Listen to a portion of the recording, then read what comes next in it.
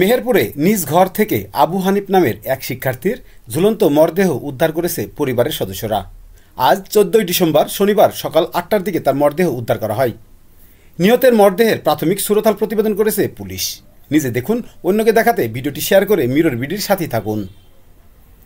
স্থানীয় পারিবারিক সূত্রে জানা গেছে, গাংনী উপজেলার করমদি বাগানপাড়ার আবু জাহিদের ছেলে ও স্থানীয় একটি বেসরকারি মাধ্যমিক বিদ্যালয়ের 7ম শ্রেণীর শিক্ষার্থী আবু হানিফ শুক্রবার দিবাগত রাতের কোনো এক সময় তার নিজ ঘরে ফ্যানের সিলিংয়ের সাথে কাপড় বেঁধে গলায় দিয়ে আত্মহত্যা করে। আজ সকালে পরিবারের সদস্যরা তাকে ডেকে কোনো সাড়া না পেয়ে ঘরের দরজা ভেঙে তার ঝুলন্ত মরদেহ উদ্ধার করে।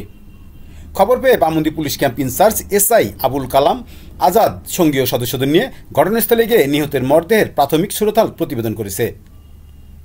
নিহত আবু হানিফের সহপাঠী জানিয়েছে, কয়েক মাস আগে মোটরসাইকেল নিয়ে বামমন্দি থেকে করমদি আসার পথে দেবীপুর মাঠের মধ্যে মোটরসাইকেল দুর্ঘটনা ঘটে।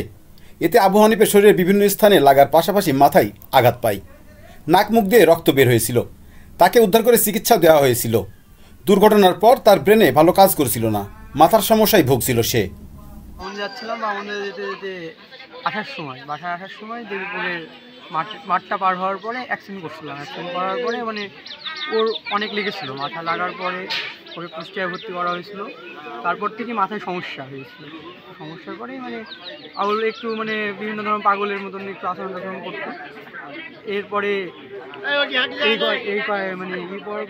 হঠাৎ করে আজকে এই কাহিনী হয়েছে। তারপর আমরা আসার পরে আর কি দেখতেছি এই কাহিনী।